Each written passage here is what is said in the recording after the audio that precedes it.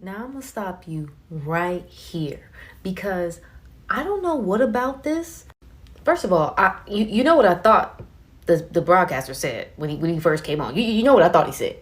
But this right here really bothers me.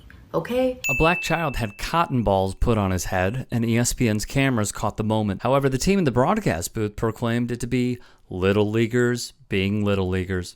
Why would you even think you could do this to this little boy? Look at his face. Let me get closer for you. Does he look like he's having a good time? Does he look like he's having a good time? And this is on live television, okay? Yes, it was. The incident occurred during the 8th inning of the Red Sox versus Orioles Little League Classic game in Williamsport, Pennsylvania. Host Carl Ravitch would then say, "Why not, right? When in Rome?" To which the TikTok user, Politic and Lynn, is, well, befuddled. When in Rome? Odd, inexcusable, wrong. TMZ Sports reported several members of the Davenport, Iowa Little League team who are white took stuffing out of giveaway toys and placed it on a black teammate's head. Little League International officials investigated, and here were their findings. During the broadcast of the MLB Little League Classic, a Midwest player was shown with filling from a stuffed animal given away at the game on his head, officials said in a statement. After speaking with the team as well as reviewing photos, multiple players on the Midwest region team were taking part in this while enjoying the game. As only one player appeared on the broadcast, Little League International understands the actions could be perceived as racially insensitive, the league statement continued. We have spoken with the player's mother and the coaches, who have assured us that there was no ill intent behind the action shown during the broadcast. Darren M. Haynes of WUSA 9 said on his broadcast the following: "To be honest, I believe the kids were not trying to be racist. They just didn't know what they were doing was racist. But let this serve as a reminder why education is the best tool for tackling racism and discrimination, so I don't have to keep talk about senseless acts like this anymore on television." News One's Bruce C.T. Wright wrote, "At worst, the young black player had a look of dejection on his face. At best, his countenance suggested ambivalence while being subjected to treatment he may have experienced at their hands before. Either way, the optics were jarring, especially for black people who are aware of the history of the microaggression that is white people touching black people's hair." Now, take a wild guess how right-wing outlets are spinning this story. Woke this and woke that. Then the writer of one piece went after Haynes, sarcastically calling him big brain and adding, according to him, kids can't just be kids. They need to stop and think about how slavery existed in the United States up until 1865, 157 years ago. But the question I have is, did it?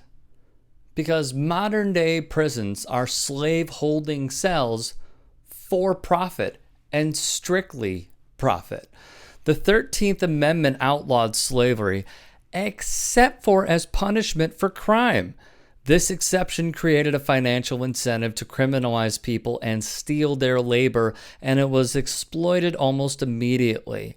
Not a year had passed after its ratification when southern states and localities began to institute black codes that criminalized things like vagrancy and walking without purpose. Under Mississippi's black codes, black people who did not present proof of employment became criminals who could be imprisoned and leased to private companies for harsh forced labor. In the 20th century, the war on drugs ushered in an era of harsh sentences for nonviolent drug crimes that filled prisons with people who could be forced to work for little or no pay.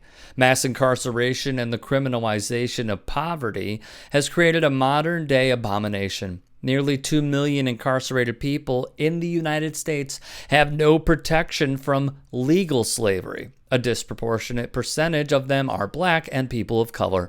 Every day, incarcerated people work under threat of additional punishment for little to no pay. Estimates suggest that a minimum of $2 billion and as much as $14 billion per year in wages is stolen from incarcerated people to the enrichment of private companies, state-owned entities, and correctional agencies in 5 states: Alabama, Arkansas, Georgia, Mississippi, and Texas. Incarcerated people can be forced to work for nothing.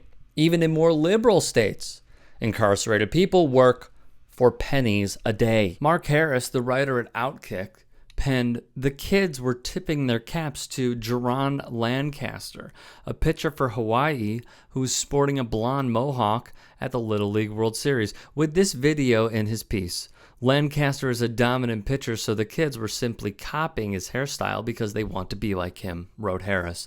The issue of white people touching black people's hair is not a new one, continues C.T. Wright. There has been no shortage of think pieces addressing the phenomenon and listing extensive reasons why it shouldn't be done. But then you take the hair issue and couple it with the cotton, which evokes images of slavery, and then put it on national television for the world to see. The combination enraged viewers of all races, especially black ones. In fact, it was only last week when a black mother sued a Los Angeles school district because a teacher assigned a controversial history lesson about cotton picking that trivialized slavery. Associating black people with cotton, especially picking it, is a social faux pas, to put it mildly. These white kids may or may not have known that, but their coaches and other adults around them certainly should have been aware of the racist trope, regardless of whether they live in Iowa or a different state with a higher population of black people. Iowa's population is 4.3% black, according to census data. The Davenport, Iowa team is representing the Midwest region and defeated the Northwest region and the Mountain region representatives in its last 2 games after dropping a game to the Great Lakes region representative. Iowa plays again Tuesday and needs to win 3 more games in a row to reach the final of the United States bracket.